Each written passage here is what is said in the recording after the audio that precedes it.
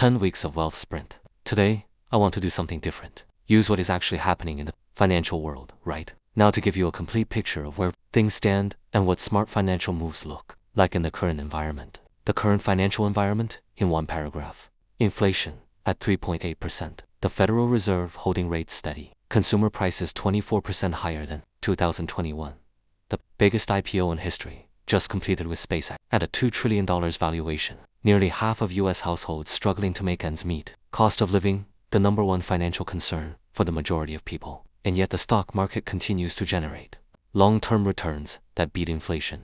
For those who stay invested, what smart money is doing right now? Maximizing high-yield savings accounts while rates remain elevated. Because when the Fed eventually cuts, these rates will fall. Staying invested in diversified equity index funds because attempting to time exit and re-entry in volatile markets consistently produces worse outcomes than staying put. Aggressively reviewing and cutting subscription and recurring costs because the death by 1,000 cuts of service price hikes in 2026 is real and cumulative. Investing in earning capacity because in an environment where costs are permanently higher, the income side of the financial equation matters more than it has in years. What smart money is not doing: panic selling investments because the headlines are concerning. Piling into hot IPOs at peak valuation.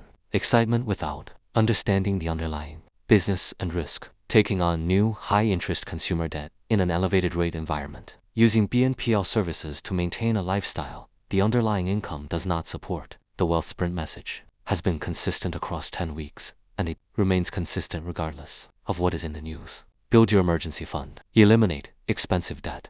Automate your investments. Increase your earning capacity. Live below your means deliberately. These 5 actions in an environment of 3.8% inflation, rate holds, massive tech IPO, and cost of living pressure are not just good advice. They are the complete defense and offense against every current financial headwind. The world around your finances will always be uncertain, expensive, and full of distractions. Your response to that world is entirely within your control.